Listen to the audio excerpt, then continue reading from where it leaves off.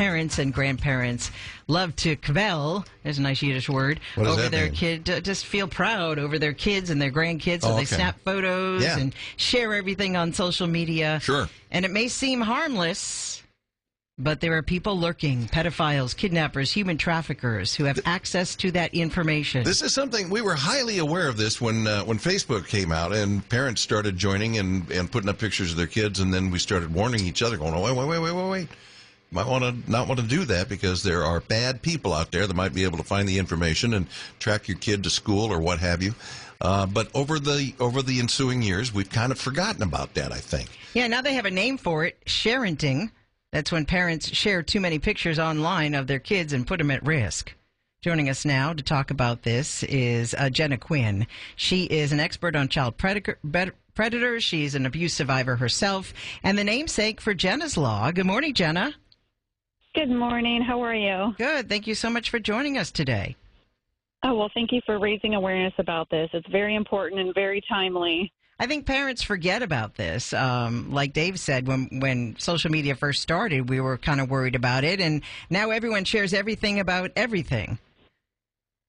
That's exactly right. You know, this new term, sharenting, is when parents and caregivers really are excited to share their parenting journey and the milestones that their children and youth have with the internet, and that's generally done on, one of the social media platforms. But we really just want parents to think twice before, because it's so easy it takes just a second to snap a photo, upload it, and then you're done, right? And, you really don't give one or two thoughts about it. But FBI has warned that there are about 500,000 online predators active daily, with many of them having multiple accounts and multiple profiles, obviously using someone else's name and like this, that are looking for caregivers that are sharing, I would say oversharing, giving too much information. Has there been an increase in predators? Yes, there has.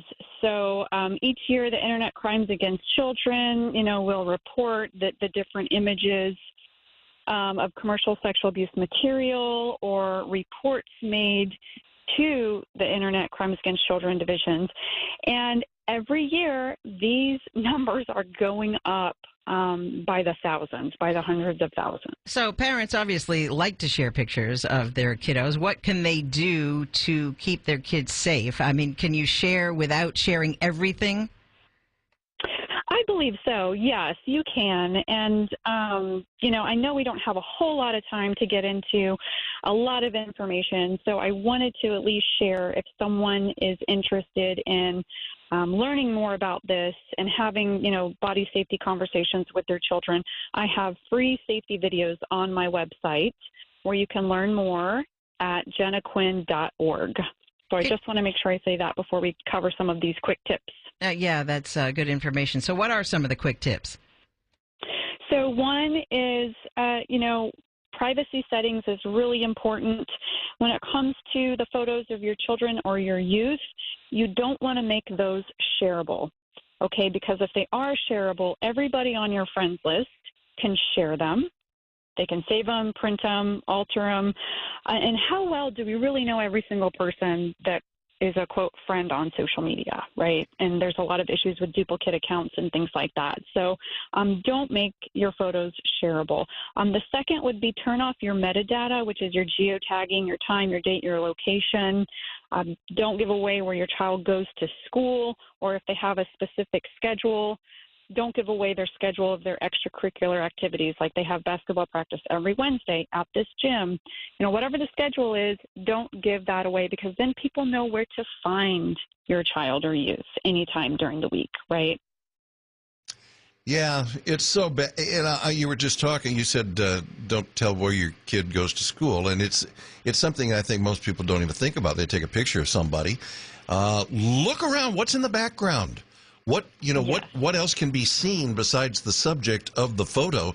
And these days, a person can just go online and put the picture in, and good old Google will find out exactly where that is for you.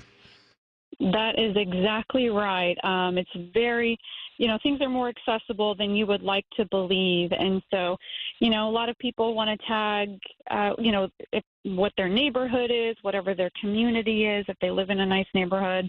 But they're like, oh, I've never given away my home address. But what you have done is you have given away pictures of your children or youth playing in your backyard. So all I have to do is say, oh, I know they live in this community, and I just need to look for this play set and this colored fence, and I have found where they live, and I have found, their backyard. So we really need to be careful about the information exactly that's in the background.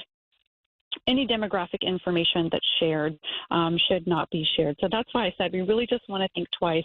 And again, no nude or semi-nude photos, please. I know it's exciting to share, potty training successes or how much they enjoy bath time or that day at the beach, but these can be altered by these predators and put on, the black market. So just if it's questionable, please don't do it. Well, you're doing a wonderful thing. I don't know how old you are now, but can you remind us of your story?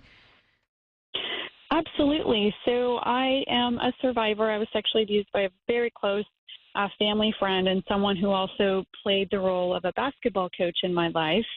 And I was very grateful that by the age of 16, I finally made my disclosure. I finally told my older sister.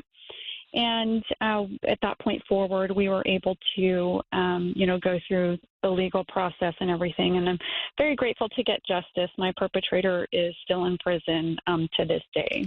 That was abuse that lasted quite a while. It started when you were 12? Yes.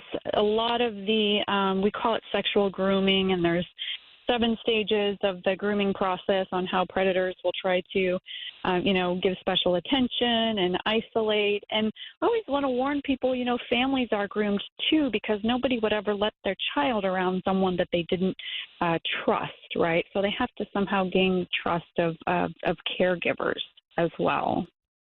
Well, thank you so much for hopping on with us this morning and retelling your story and helping parents, prevent something like what happened to you happen to them. Giving us all something to think about. Yeah. Thank you, Jenna. Again, her website, more information at JennaQuinn with 2 N's.org.